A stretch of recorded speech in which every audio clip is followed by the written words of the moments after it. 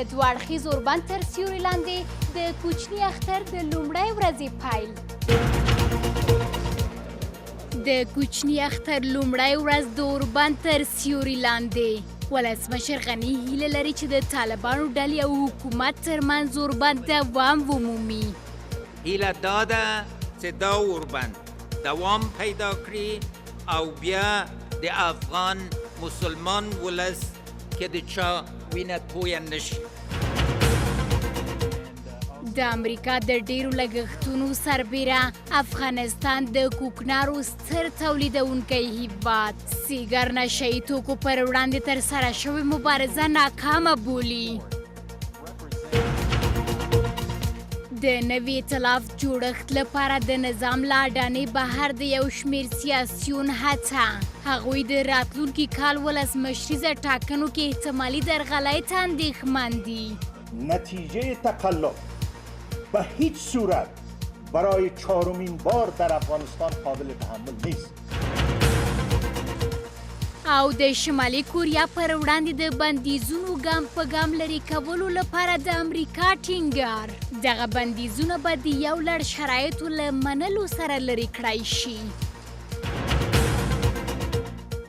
د 12 بجو پښتو خبر سره مو تم شئ.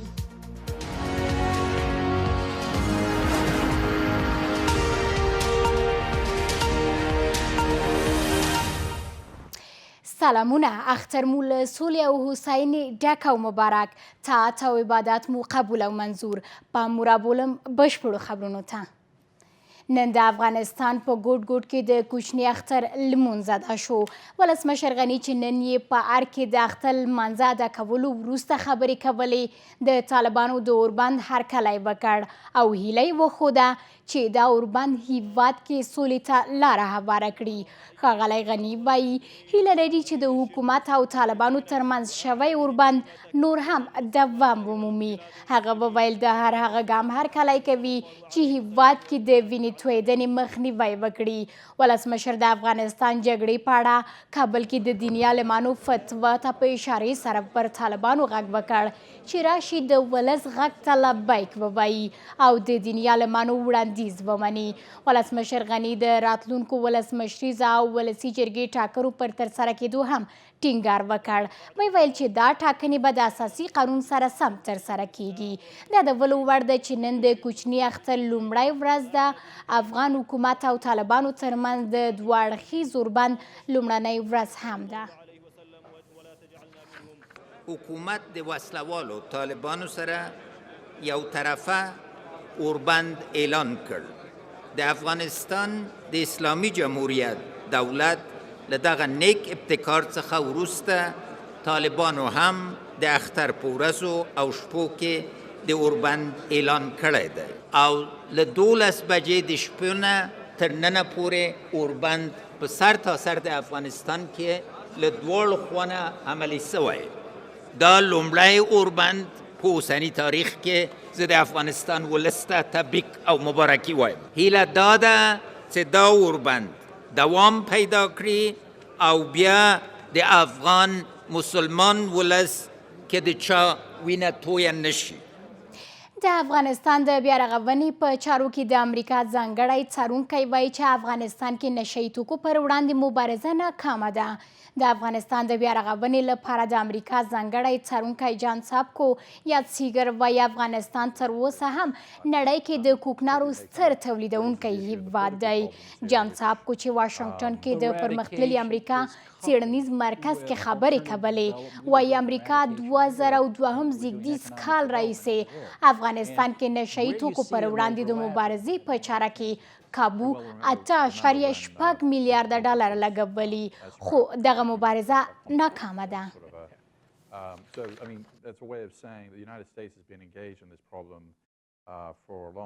د نظام له اډانې څخه بهر 95% سیاسیون ډیر ژر نوی ائتلاف جوړوي. د ولسمشرۍ ماڼۍ پخوانی مرستیال محمد یونس قانوني وایي چې دغه سیاسیون د راتلونکو ولسمشریزه ټاکنو له لارې هیواد کې د بدلون راوستو لپاره هڅه کوي. له دې سره د هیواد یو شمېر سیاسیون د تیر کال غبرګولي میاشتې 12مې عدالت غوښتنې غورځنګ وژل شوو د یادونې په لومړنۍ تلین غونډه کې په کلکه نیوکه کوي چې تر اوسه د زنځیروي وژنو دوسیو ته رسیدنه نه ده شوې. په تړاو یې چمتو شوی رپورټ. یو کال وړاندې کله چې د کابل زنبق تلو لارې کې د یوه موټر بم چاودنې له امله له 500 زیاتو کسانو ته مرګ ژوبله واوښته. د کابل یو شمېر اوسېدونکي سړکونو ته ووتل او د امنیت په ټینګښت کې د امنیتي بنسټونو پر کمزورۍ نیوکه وکړه چې د دغو متحرزینو او امنیتي ځواکونو ترمنځ اخو ډب کې د مشرانو جرګې د مرستیال محمد سالم عزادیار د زوی سالم عزادیار په ګډون پکې یو شمېر ځوانان ووژل شول. دلته د غبرګولي د اعتراضونو د وژل شوو په لومړني تلین کې یو شمېر ویناوال هیواد کې د زنځیري وژنو دوسیو ته د نه رسیدنې له امله پر حکومت سخت نیوکې کوي. اگر حکومت به زودی پاسخ نده، جواب نده، اینا را مجازات نکنه، با خانواده های شهدا مجبور هستند دو گزینه را پیش روی خود دارند. یک، به مراجع حقوقی و بشری بین المللی مراجعه بکنند. دو، اینا باید از کسایی که در این گزارش مشخص شده که یا متهم هستند از اینا خودشون انتقام بگیرن. تمام مطبوعات میشنوه، ریکارد شود، شخصا رفتیم مسئولین در رده های مختلف زیربطش خبر کردیم که قاتل دوج است میگرد آزاد، ولی در 2 سال و 8 روز تا باله با مراجع عدلی و قضایی برای پیگرد عدلی و قضایی سپرده نشده. او فیصدی خاک ما که زیر کنترل ما نیست. درست چیزی گفتن نمیتونم. در کابل چی گپ است؟ قاتل شهدای ما در کابل چرا به پیگرد عدلی سپرده نمیشه؟ اگر در اینمی دوران جلوی این حوادث گرفته میشد، اگر یک قاتل میامد در محضر عام محکوم میشد، محاکمه میشد، امروز ما شاهد حوادث زنجیره‌ای دیگه نمی بودیم. دلته په دې مراسمو کې ویناوال د یو او بل پر وړاندې هم توندې خبرې وکړې. احمد ضیا مسعود چې د ولسمشر غني له کړنو ناراضه دی، ولسمشر یې د هغو کسانو قاتل وباله چې د غبرګولي 12مه نیټه کې وژل شوي دي. خو د مشرانو جرګې مشر فضل هادي مسلمیار د ښاغلي مسعود پر وړاندې غبرګون ښیي. وایي دا چې احمد ضیا مسعود په ولسمشریزو ټاکنو کې د ولسمشر ملاتړ وکړ د هغه د کارونو شریک هم دی. رئیس حکومت وحدت ملی قاتل اینمی جوانای ماست و این باید محاکمه شود.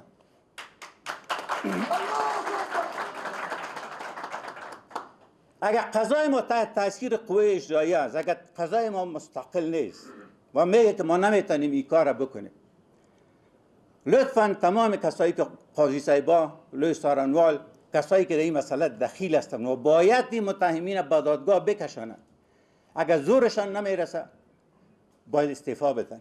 ما اگر اشرف غنی قاتل بسازیم یا قاتل باشن، شما میفهمید که ما به اشرف غنی رای دادیم، شما کمپینرش بودیم. ما کاندید ما استاد صاحب بود و دوره دو به دکتر عبدالله رای دادیم. اگر تقلب بود شما کردین، اگر نظام تقلبی آوردیم شما آوردین، اگر قاتل هم بودین نظام قاتل هم بود شما در قتل شریک بودین. لطفاً تفرقه را دیگه در قومای محترم نفرتین. د دوی له منځه محمد یونس قانوني له روان کړکېچ نه د هیواد د وتلو، راتلونکو ولسمشریزو ټاکنو کې د درغلیو د مخنیوي او هیواد کې د بدلون د رامنځته کولو لپاره د سیاسي مشرانو د یو ځای کېدو خبره کوي. نتیجه تقلب به هیچ صورت برای 4مین بار در افغانستان قابل تحمل نیست. همه سیاسیونه که خدمتتان عرض کردم اجماع دارند در این مورد که ای بار ما سرنوشت ملت خود را به باد تقلب تسلیم نخواهیم کرد و مشترکاً در برابر این مسائل با هم موضع میگیریم. و 4م، به صورت جمعی هیچ گروهی، هیچ سازمانی، هیچ جریان سیاسی به تنهایی قادر به ایجاد تحول در کشور نیست، جز اینکه همه مجموعه های سیاسی چنانچه جناب مهندس پیشتر فراخوان داشتند برگرد یک محوریت واحد بر اساس خطوط روشن تعریف شده پالیسی های امروز و فردا برند به سوی ایجاد انرژی لازم برای آوردن تحول. ولسمشر ماڼۍ د دغو څرګندونو پر وړاندې کوم غبرګون نه دی ښودلی، خو له ویناواله غواړي که چیرې د حکومت په تړاو کوم اسناد په لاس کې لري هغه دې له عدلي او قضایي ارګانونو سره شریک کړي. ادعاهایی که امروز از سوی شمار شخصیت‌های سیاسی در رابطه با کارکرد حکومت وحدت ملی مطرح شد از اساس به بنیاد و غلط است. ما انتظار داریم که شخصیت‌های محترم سیاسی در صورتی که اسناد و مدارک داشته باشد شهامت و جرأت اخلاقی به خرج بدهند و این اسناد خود به نهادهای عدلی و قضایی ارائه فرمایند. حکومت او سیاسي څیرو همیشه یو پر بل نیوکې کړي، خو لیدل کیږي چې دغه تورونه له کړکېچ نه د هیواد وتلو کې کومه مرسته نه ده کړې، بلکې ستونزې یې لا زیاتې کړي دي. امنیتي ځواکونو وړمه شپه د نهمې ناحیې په اړوندو کې له جګړه ییزو توکو ډک 6 کانټینرونه کشف او ضبط کړي. له وسلو ډک دغه 6 کانټینرونه د 2 زغروالو موټرو په ملتیا 3 ټیلري موټرو کې ننګرهار څخه کابل ته ننوتي وو چې د ښاري کمربند قطعې له خوا کشف او ضبط شوي. د کابل امنیه قمندان وایي که څه هم تر اوسه کوم کس یا کومې ډلې د دغو کانټینرونو مسؤلیت په غاړه نه دی منلی، خو زغروالو موټرو کې چې د دغو کانټینرونو سره مله وو د جلریز په نوم یو شرکت څخه 2 سندونه ترلاسه شوي. د دغې پیښې په تړاو 8 تنه هم نیول شوي دي. د کابل پولیس وایي په دې تړاو څېړنې روانې دي. په تړاو یې چمتو شوی رپورټ. دغو ټیلرونو غوښتل چې له ننګرهار نه کابل ته رادننه شي. دغه 6 وړه کانټینرونه له وسلو ډک دي او دغو 2 زغروال موټرو یې مالتیا کوله، خو د کابل د کمربندي قطعې ځواکونو له لوري کشف او ضبط شول. تر اوسه ټول کانټینرونه نه دي پرانیستل شوي، له همدې امله د وسلو او مهماتو دقیقه کچه هم نه ده معلومه شوې. خو په یوه کانټینر کې د وسلو د اندازې په تړاو د کابل د پولیسو قماندان داسې وایي: برای فعلا که شما میبینین تقریبا در حدود 124 میل سلاح کلاشینکوف و مختلف نوع که تفنگچه هم یا شامل هستند و یک تعداد مهمات خفیفه سلاح‌های خفیفه هم در جمعی دستاوردهای بین می کانتینر بوده. تر اوسه نه ده پوډاګه شوې چې دا مهمات چا پورې اړه لري، خو د کابل پولیس وایي په 2 زغروال موټرو کې داسې اسناد ترلاسه شوي چې د جلریز شرکت پورې تړاو لري. به نام شرکت جلریز که هیچ نوع اسناد و هیچ نوع کاغذ و اسناد از این شرکت با این کانتینرها به این وسایط نیست. صرف ما 2 اراده کارت زیری به نام شرکت داشتیم که این شرکت همین 2 واسطه زیریشان همین 2 کارت زیری به نام از این شرکت بوده، دیگه هیچ اسنادی موجود نیست و تا فعلا هم کسی به ما مراجعه نکرده در این مورد که جنس یا این اموال از ماست. د کابل پولیس وایي د دغو ټیلرونو د خاوندانو په تړاو څېړنې پیل شوي دي او ډیر ژر به یې پایلې له خلکو سره شریکې کړي. د کابل اوسیدونکي هم تمه لري چې امنیتي ځواکونه ډیر ژر د دې دوسیې جزئیات له دوی سره شریک کړي. رپورټ مو د احمد میرزاد په غږ اورېدل.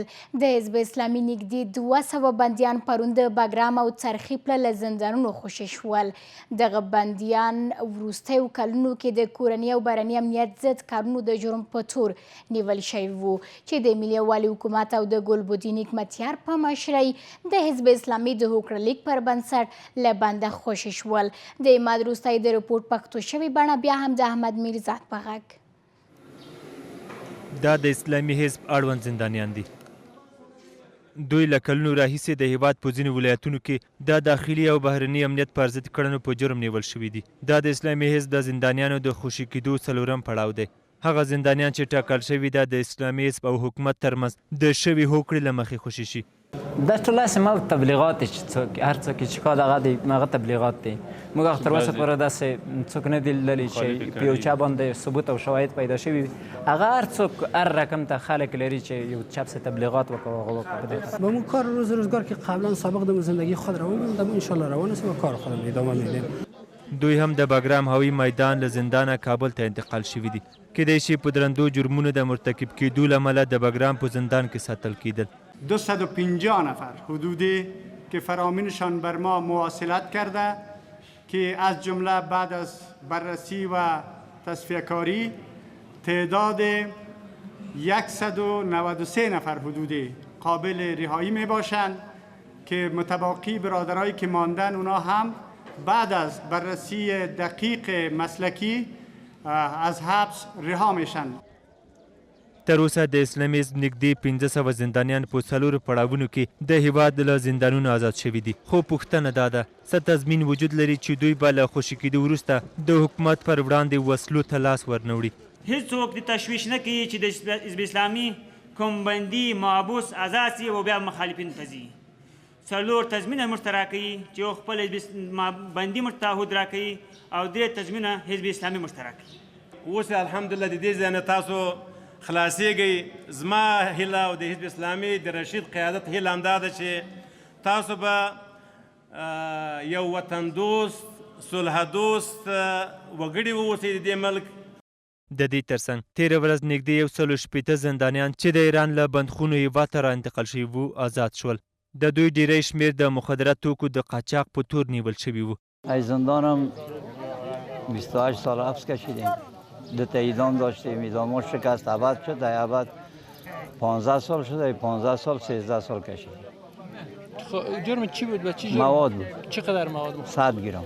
دیگه اشتباه کردیم دیگه 13 سال بعد وقتی جوان منطقه زندان رسیدیم دیگه بازم دنبال کار بریم از ما دیگه آدمی به عقل نافهم دیگه پیدا نمیشه.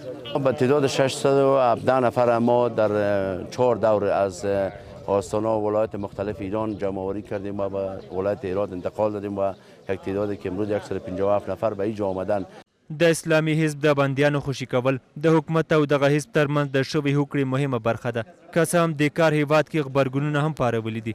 له هماغه لومړۍ ورځې چې دا پریکړه وشوه د بشري حقوقو کمیسیون یې پر وړاندې غبرګون وښود. زیاته یې کړه چې نه باید عدالت د هوکړې تر نامه لاندې تر پښو لاندې شي.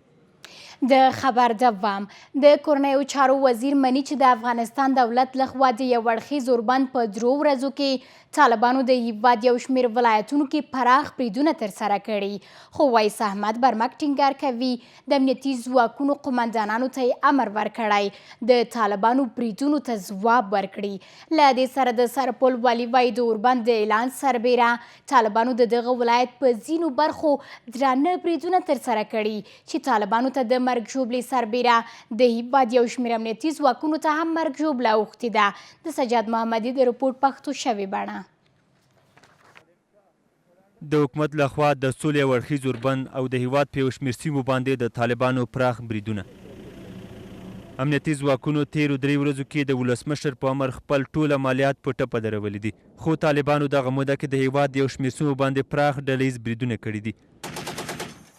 ښه بیلګه یې د سرپل ولایت کې د طالبانو برید دی. د سرپل والي وایي دغه برید کې دواړو خواو ته مرګ ژوبله اوښتې ده.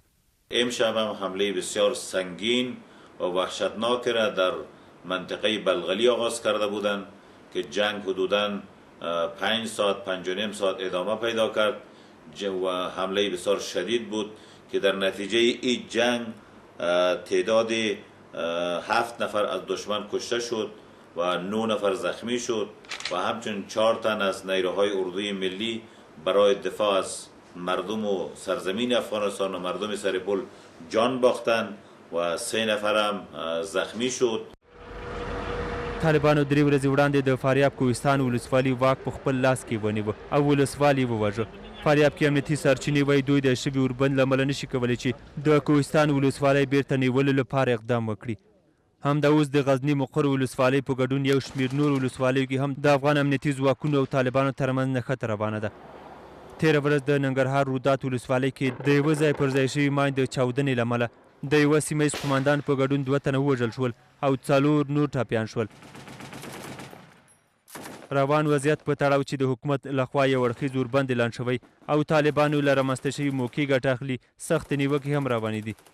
د کورنیو چارو وزیر هم د اوربند پر مهال د طالبانو له لوري درنده بریدونه مني. د دشمن تحرکات خصوصا په ځینو ولایتونو کې همداسې شدید روان ده.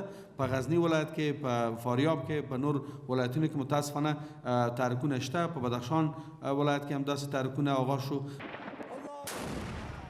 ښاغلی برمک وایي امنیتي ځواکونو ته امر شوی چې د طالبانو بریدونو ته ځواب ورکړي. برای که ما آتش بس رعایت میکنیم ولی یک سری تدابیر برای هدایت برای نیروهای امنیتی افغانستان دفاعی داده شده که در صورتی که بالای نیروهای دفاعی و امنیتی حمله میشه قماندانی که در خود ساحه است، قماندان لوا، قماندان امنیه و امو قماندانای ما که در سطح ولایت مسئولیت دارن به خاطر دفاع از جزدامایشان و مواضعشان در سطح یک ولایت، اونا برشان صلاحیت داده شده که خودشان عاجل محاکمه وضعیت کرده، عاجل تدابیر گرفته و پاسخگویی بکنن. ولسمشر غني د روژې له 28مې نیټې نه د اختر تر 15مې پورې طالبانو سره یو اړخیز اوربند اعلان کړ، خو طالبانو اعلان وکړ چې یوازې د اختر شپو ورځو کې پر امنیتي ځواکونو بریدونه نه کوي. بلخوا د طالبانو مشر په خپل اختریز پیغام کې افغان حکومت سره سولې او اوربند ته هیڅ اشاره نه ده کړې، خو له امریکایي چارواکو سره یې مخامخ خبرو باندې ټینګار کړی دی. پرون چې د غبرګولي 24مه وه سمون خوري د مور له نړیوالې ورځې سره دغه ورځ کې ډیری ځوانان خپلو میندو ته ډالۍ ورکوي، خو افغانستان کې جګړو او ناامنیو وز د دغه هیواد له ډیرو میندو دغه خوښي هم اخیستې. هغه میندې چې خپل زامن یې په جګړو کې له لاسه ورکړي، حکومت څخه غواړي چې باید هغوی سره مرسته وشي. په تړاو چمتو شوی رپورټ. د کابل ګلفروشۍ کوڅه کې د نورو ورځو په پرتله پراخه ګڼه ګوڼه لیدل کیږي. ګل پلورونکي د مور د ورځې ځانګړي د ګلو ګېډۍ چمتو کوي او ښکاري چې کاروبار یې د تیرو ورځو په پرتله ګرم روان دی، ځکه ډیری خلک د مور په ورځ دلته راځي او خپلو میندو ته د ګلو ګېډۍ رانیسي. امروز نسبتا به روزهای دیگر یک ذره کار ما بیشتر می باشد، چون که بعضی دوستا بر مادران عزیز گل تازه یا گل مصنوعی میبرند. دغه ورځ کې ځوانان لیوالی دي چې راشي او خپلو میندو ته ډالۍ واخلي. مسعود نومیږي او راغلی چې د دې ورځې په مناسبت خپلې مور ته ډالۍ ونیسي. وایي د جګړې او ناامنۍ په فضا کې غواړي د مور ورځې په پلمه د یوې شیبې لپاره د خپلې مور پر شونډو مسکا راولي.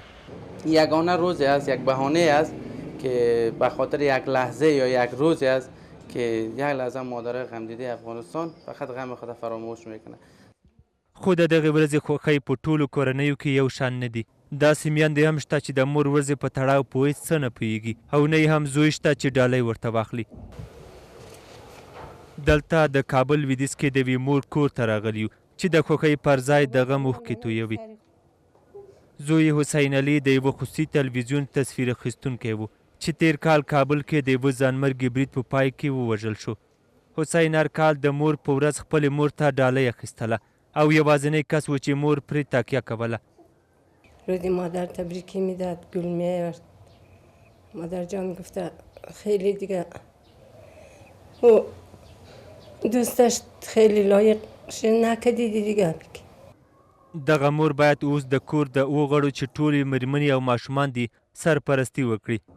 له حکومت نه یوازینۍ غوښتنه دا ده چې د دغو ماشومانو راتلونکی له تیارو وژغوري. چی بشه دیگه حکومت یعنی بچه های نظری هسته، اما قصه اگر چیز کنه که همین بچرگاه یک در جایی برسه اینه اگر رشداریش هم میار بچرگاه جایی پدرش قرار داده خودم خرک میاگرد خوب تر بشه اگر که څه هم په تیرو نږدې 20 کلونو کې میلیارډونه ډالر افغانستان ته رادننه شوي، خو څومره چې اړتیا وه د میرمنې وضع کې بدلون نه دی راغلی. کله بېوزلي، کله بیکاري او کله هم د زامنو له لاسه ورکول د میندو ژوند تریخ کړی دی. د غبرګولي 24مه نیټه هر کال په افغانستان کې د مور د ورځې په مناسبت لمانځل کیږي. لوی څارنوالی د ټاکنو بهیر کې د پیژندپاڼو د جال او پلورنې په تور نږدې 6 تنه نیولي. د دغې ادارې بیان وایي تر اوسه د سټیکر لرونکو پیژندپاڼو د پلورنې او جال په تړاو 24 دوسیې پرانیستل شوي. او په پای کې د هیواد له بهره ده چې د امریکا د بهرنیو چارو وزیر وایي د شمالي کوریا پر وړاندې لګول شوي بندیزونه ګام په ګام لرې کیږي. مایک پامپیو چې سویلي کوریا ته سفر لاره ویلي تر هغې چې شمالي کوریا د اټومي وسلو بشپړ نشتوالی نندارې ته وړاندې نه کړي بندیزونو کې به یې کموالی را نه شي. د خبر پای پاتې اختریزي شیبې مو نیکمرغه تل پاتې دې وي هیواد مې.